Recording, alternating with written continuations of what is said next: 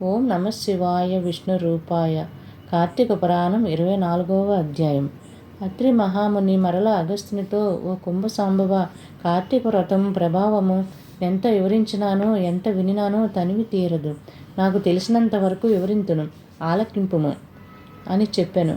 గంగా, గోదావరి మొదలగు నదుల్లో స్నానం చేసినందువలన, సూర్య చంద్రగ్రహణ సమయములందు స్నానం చేసిన వల్ల ఎంత ఫలము కలుగునో, శ్రీమన్నారాయణుని నిజత్వము తెలిపెడి కార్తీక వ్రతము శుద్ధ ద్వాదశి నాడు భక్తి శ్రద్ధలతో దాన ధర్మములు చెయ్యువారికి అంత ఫలమే కలుగును.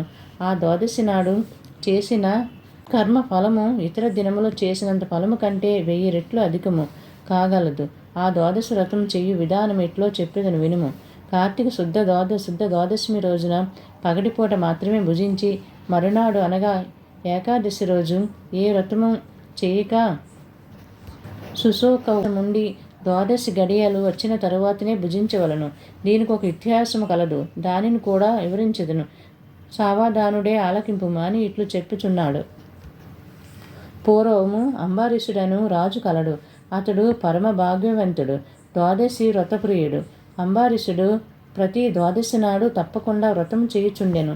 వాడు ఒక ద్వాదశి నాడు ద్వాదశి గడియలు స్వల్పముగా నుండెను. అందుచే ఆ రోజు పెందల కాడనే వ్రతం ముగించి అచ్చడకు ఓ స్వభావుడు దూర్యాసురుడు వచ్చెను. ఆ అంబరీషుణ్ణి, ఆ మునిని గౌరవించి ద్వాదశి గడియల్లో పారాయణం చేయవలెనని తొందరగా స్థానమునకెళ్ళి రమ్మని కోరెను. దూర్వాసుడు అందులోకి అంగీకరించి సమీపం ఉన్నగల నదికి స్నానమునకెళ్ళి వెడలెను. అంబరీషుడు ఎంతసేపు వేచి ఉన్నానో దుర్వాసురుడు రాలేదు. ద్వాదశి గడియలు దాటిపోతున్నవి. అందుచేతన అంబరీషుడు తనలో తాను ఇట్లనుకొనెను, ఇంటికొచ్చిన దుర్వాసురుని భోజనానికి రమ్మంటిని. ఆ మునిని నదికిచ్చి భోజనము పెట్టకపోయినా మహాపాపము. అది గృహస్థము ధర్మము కాదు. అయినా వచ్చుటి వరకు ఆగితిని. ద్వాదశి గడియలు దాటిపోయినా వ్రతభంగమగును. ఆ ముని మహాకోపం స్వభావం గలవాడు. ఆయన రాకుండా నేను భుజించుట నన్ను శపించును. నాకేమీ తోచుకున్నది. బ్రాహ్మణుడు భోజనము మతిక్రమించరాదు. ద్వాదశి గడియలు మించిపోకుండా గడియలు దాటిపోయిన ఏకాదశి నాడు ఉపవాసము నిష్ఫలము అగును. ద్వాదశి విడిసి భుజించిన భగవంతునకు భోజనము చేసిన దుర్వాసురుడు కోపం వచ్చును. అదియు కాక ఈ నియమములు నేను అతిక్రమించలేదు ఎడల వెనుకటి జన్మందు చేసిన పుణ్యము నశించును, దానికి ప్రాయశ్చిత్తం లేదు అని ఆలోచించి బ్రాహ్మణుడు శాపమునకు భయం లేదు. ఆ భయమునకు శ్రీ మహావిష్ణువునే పోగొట్టగలడు. కావున నేను ద్వాదశి గడియల్లో భోజనం చేయుటే ఉత్తమము అనుచు పెద్దలతో ఆలోచించి మంచిదని సర్వజ్ఞులను కొందరు పండితులు రావించి వారితో ఇట్లు చెప్పాను. ఓ పండిత శ్రేష్ఠులారా, నిన్నటి దినము ఏకాదశి అగుటచే నేను కటిక ఉపవాసం ఉంటిని. ఈ దినము స్వల్పముగా మాత్రమే ద్వాదశి గడియలు ఉన్నవి. ద్వాదశి గడియల్లో భుజించవలననేది. ఇంతలో నా ఇంటికి దుర్వాస మహాముని వచ్చేరి. ఆ మహాముని నేను భోజనంకి ఆహ్వానించుతుని. అందుకు ఆయన అంగీకరించి నదికి స్నానంలోకి వెళ్ళి ఇంతవరకు రాకుండెను.